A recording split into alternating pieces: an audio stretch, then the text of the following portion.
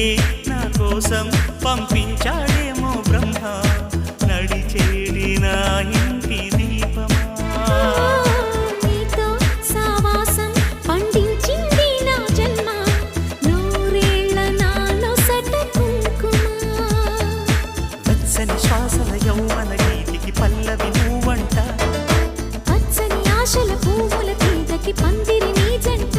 మనవిగి కౌగిలి తన కోవెలని కొలువుండి పోవాలని చేరింది ప్రేమ